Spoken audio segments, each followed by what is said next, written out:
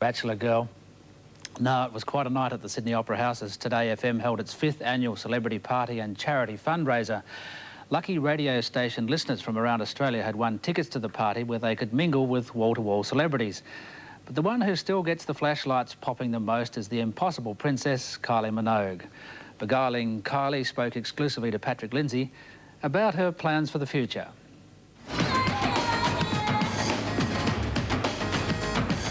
The celebrities came by special invitation. Some lucky fans won tickets. Others hoped for the best. We brought a change of clothes and shoes in case we got tickets.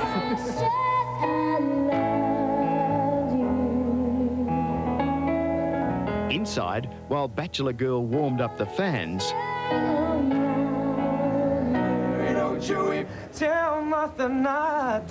CDB was working live in the VIP room. And Telstra was cybercasting the event live through its website. Roz, I'm going to start referring to this camera. Fans grabbed some snaps with their favourites. Ali, I can't spell. Or got some cherished personal mementos. One of the highlights came when radio star Peter Moon offered to shed his beloved locks to raise $80,000 for the Sydney Children's Hospital at the hands of celebrity snipper Joe Bailey. I can't wait to butcher. They tell me it grows back much better. Is that right, Joe? I don't think so. Maybe it might not at all.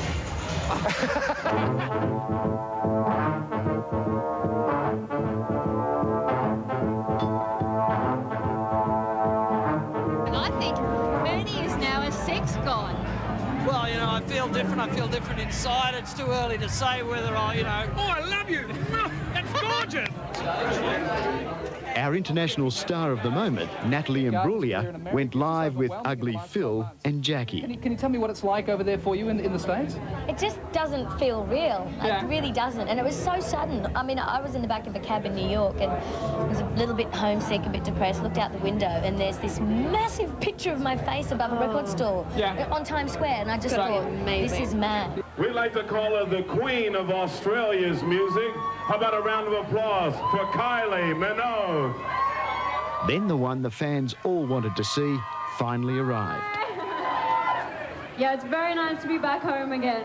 In the last 10 years, I've come back to Australia at least once a year, and I just notice it's a lot more international. Whenever I come back, it just gets better and better and better, and I'm always so proud.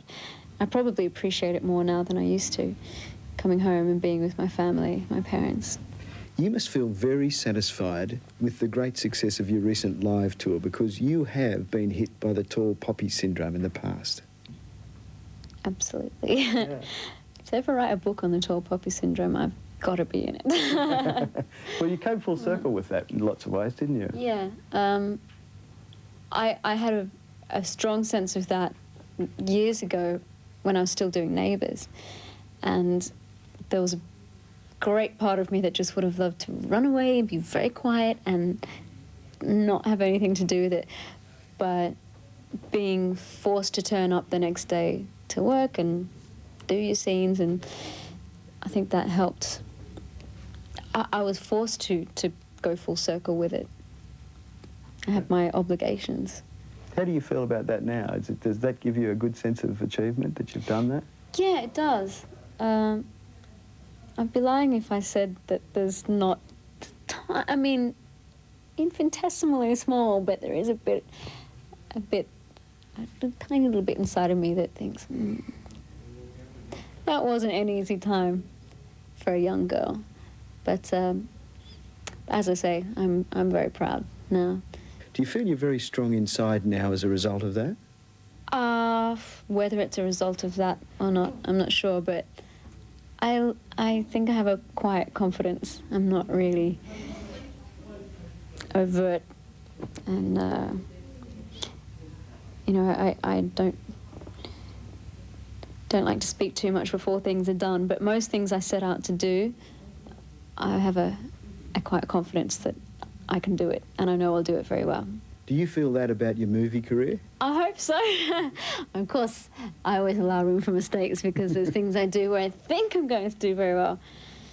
and would have been better off not doing it. But yeah, the film, it's exactly what I wanted.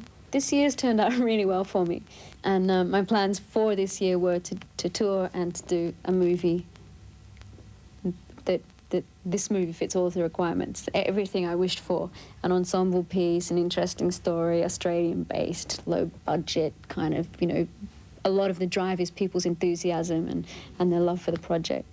So, pretty lucky. Don't know what to wish for Christmas now. I've got everything. So how's your love life? You're the first person to ask me that today. That's brilliant. It's okay. I don't have too much to say about it, really. I'm not committed to anyone. No rings on the finger. No, that's true. So we'll see what happens. Just playing the field. Chilling out. It's not a bad life, is it?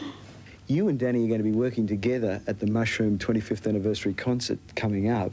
How are you feeling about that? We did the Mardi Gras together in, what was that, February or March of this year. And that was brilliant. Our parents came up and had to say, Mum, Dad, be very open-minded this evening, please. Be going to the Mardi Gras. They loved it. Obviously, I don't see Danny all the time because, as you say, she's somewhere or I'm somewhere, but sometimes our schedules meet up and we get to hang out. I'm really proud of her. Actually, Kylie's a little poppy. She's about that big.